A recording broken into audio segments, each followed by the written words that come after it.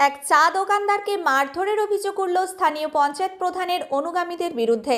এই ঘটনায় ওই চাওয়ালা শেখ খায়রুল আসলাম খানাকুল থানায় অভিযোগ জানিয়েছেন। তার অভিযোগ, খানাকুল ১ নম্বর গ্রাম পঞ্চায়েতের কোলেপুকুরে অবস্থিত তার চা দোকানের সমস্ত রাজনৈতিক দল ও গোষ্ঠীর লোকেরাই চা খেতে যান, কিন্তু তা নাকি পঞ্চায়েত প্রধান বাদশা শাহের অনুগামীদের পছন্দ নয়। তাই তাকে চাপ দিয়ে ৫০,০০০ টাকা আদায় করার চেষ্টা করে, আর তিনি তা না দেওয়াতেই তাকে তুলে নিয়ে গিয়ে মারধর করা হয় বলে তার অভিযোগ। যদিও পঞ্চায়েত প্রধান বাদশা শাহ তার বিরুদ্ধে ওঠা ওই অভিযোগ সম্পূর্ণভাবে অস্বীকার করেছেন। পাশাপাশি বিজেপিও বিষয়টি নিয়ে তৃণমূলকে কটাক্ষ করতে ছাড়েনি। এখন দেখুন এ বিষয়ে কে কি জানালেন। আমার ওখানটা একটা পিলার বেরিয়েছিল, তাকে আমি সেটা বানাচ্ছিলাম, হ্যাঁ, বালি দিয়ে। তারপরে আলাউদ্দিনকে আসে আমার কাছে, এই মানে সে গালিগুলোজ করে আমার সাথে কথা বলে, তো প্রধান ডেকেছে, তারপরে তুই এখানে কাজ করবি বলে এইভাবে আমাকে সন্ধ্যেবেলা ডেকে নিয়ে যাওয়া হয়। ওখানে নিয়ে যেয়ে আমাকে মারধর করে, আমার পায়ে ড্যাং দিয়ে মেরেছে, আমার গলার দিকে দিয়েছে, আমার পিঠেতে ঘুষি মেরেছে খুব জোর, বুঝতে পেরেছেন। আর এইভাবে আমাকে খুব ইয়ে করেছে। আমি তো সুগার রুগী, আমি একটা চায়ের দোকান করেছি, আর যে কেউ আসতে পারে চায়ের দোকানে, যার জন্য এরা এরম করে আমাকে হ্যারাসমেন্ট করছে, আমাকে মারধর করছে, যার জন্য আমি থানায় এসেছি। কেন অন্য কোনো দলের লোকজন এসে বসে বলে? সব দলেরই লোক এসে বসে। ওনাকে আমি বলেছি আপনি এসে বসেন, আমার তো চায়ের দোকান, যে কেউ এসে বসতে পারে। তো এইভাবে হ্যারাসমেন্ট করছে, যার জন্য আমি থানায় এসে এখন ইয়ে করছি। আমাকে মারার পরে কিসে করে মেরেছিল আপনাকে? আমাকে ড্যাঙা করে মেরেছিল। কোথায় মেরেছিল? আমার পায়েও মেরেছে, আমার গলা টিপে ধরেছে, আর ঘুষি মেরেছে। দোকানের মধ্যেই মেরেছিল? না, ওনার অফিসে। দোকান থেকে নিয়ে চলে গেছিল? দোকান থেকে নিয়ে আমাকে নিয়ে যেয়ে মারা হয়েছে ওখানে। তো এখন কি চাইছেন আপনি? আমি এখন ইনসাফ চাইছি। আমাকে বারবার এরকম করে ধমকি দিচ্ছে, কাউকে বলবি না, তো তোকে তালা ওখানে বন্ধ করে তোকে মারবো, দরকার হলে দোকানটা জ্বালিয়ে দেবো। আর কে করাচ্ছে এগুলোর মাথা কে, কি জানছেন? এইটা তো আমাদের প্রধানই এইটা করাচ্ছে।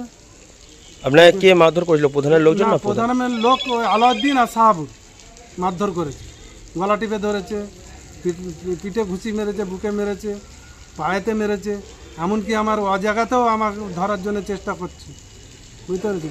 তোকে একদম মেরে ফেলে দেবো, আর কাউকে বলবি না এসব কথা, এরম করে বলছে আমার সাথে। এখন কিভাবে থাকবেন? কি কতটা আতঙ্কে আছেন? বলছে আবার 1 বছরের মধ্যে তুই ওইটা চলে যাবি, নাহলে তোর ওই জায়গাটাও তোর। কতটা আতঙ্কে আছেন এখন? এখন বহুত আতঙ্কের ভিতরে রয়েছি আমি, যার জন্য আমি থানাতে এসে আমি এফআইআর করেছি। আর প্রধানের সামনে আমাকে মারছে, প্রধান কিছু বলছে না।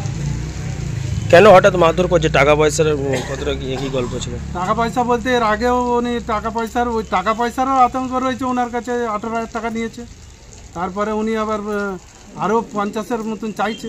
আপনার কাছ থেকে নিয়েছিল টাকা? কত টাকা? কেন নিয়েছিল?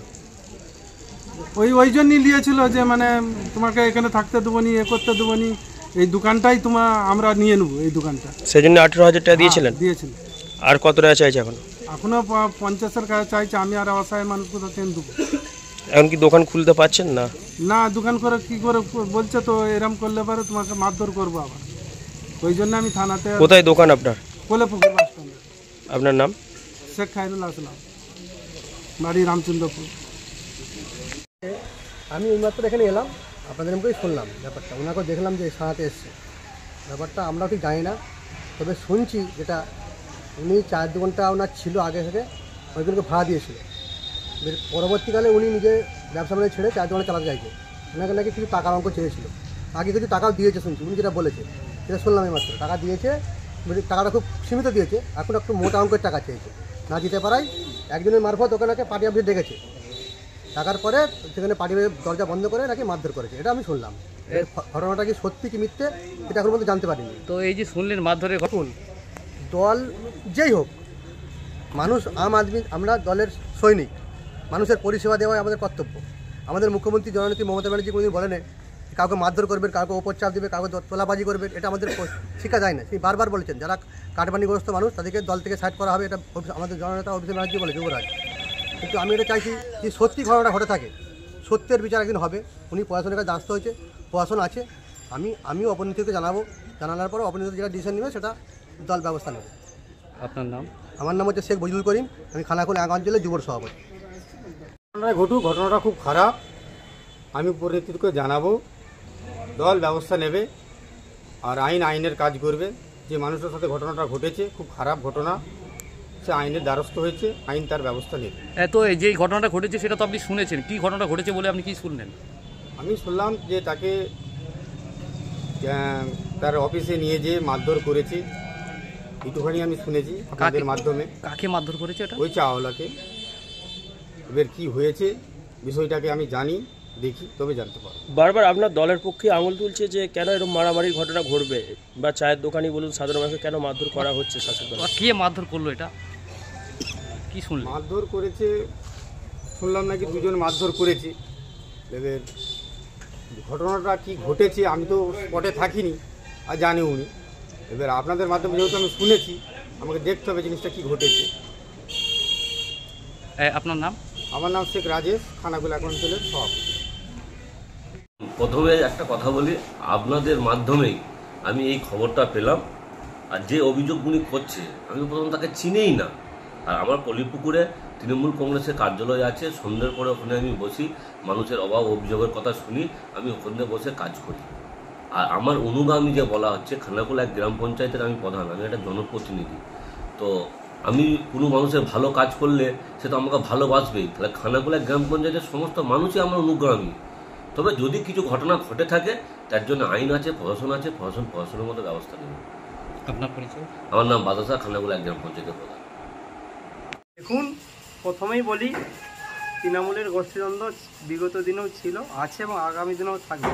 তার প্রমাণ আজকে যে খানাকুল থানায় খায়রুল আসলাম বলে একজন চা বিক্রেতা, সাধারণ মানুষ, খেটে খাওয়া, সেই মানুষটা রেহাই পাচ্ছে না তৃণমূলের হাত থেকে। মানে তৃণমূলের গোষ্ঠীদ্বন্দ্বটা এমনই একটা জায়গায় এমন একটা জায়গায় পৌঁছে গেছে, ওনাদের গোষ্ঠী কোন্দলের ফলে একটা সাধারণ মানুষ কোনোরকমভাবে সেও রেহাই পাচ্ছে না।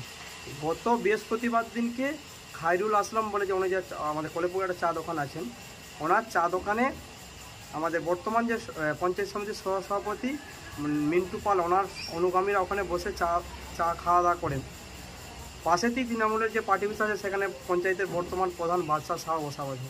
হয়তো দেখা গেছে যে ওই চা দোকানে যেহেতু ওনার বিপরীত টিম, ওনাদের অন্য এক অপর গোষ্ঠী তৃণমূলের যেহেতু বসে, তাই যেহেতু পার্টি অফিসের সামনে পার্টি অফিসে না এসে অন্য গোষ্ঠীর লোক ওখানে বসে, তাতে একটা ওদের মান সম্মান আঘাতে আনার ফলে একটা চা দোকানকে ধরে নিয়ে এসে মারধর করেছে তৃণমূল পার্টি অফিসে। পরবর্তী সময়ে উনি বাধ্য হয়েছেন আজ সকালে খানাকুল থানার দ্বারস্থ হতে। ধিক্কার জানায় এরকম রাজনীতিকে, যে রাজনীতির ফলে সাধারণ মানুষের জীবিকা পেটে লাথিমার গোষ্ঠীদ্বন্দ্বের ফলে। এবং এই গোষ্ঠীদ্বন্দ্ব মোটামুটি তৃণমূলের ছিল, আছে, আগামী দিনেও থাকবে। আপনার পরিচয়? আমার নাম বিশ্বজিৎ দাস, খানাকুল এক মন্ডল সভাপতি। নিউ নূর সোফা সেন্টার, এখানে সমস্ত রকম সোফা পাইকারি ও রিটেলে বিক্রয় করা হয়। সমস্ত সোফা নিজস্ব কারখানায় তৈরি করা হয়। প্রোপাইটার হানিফ হোসেন খাঁ ও রুহুল হোসেন খাঁ, বড়ডোঙ্গল হাটতলা সিনেমা হলের সন্নিকটে, হুগলি। যোগাযোগ 7797170093 এবং 9382003105।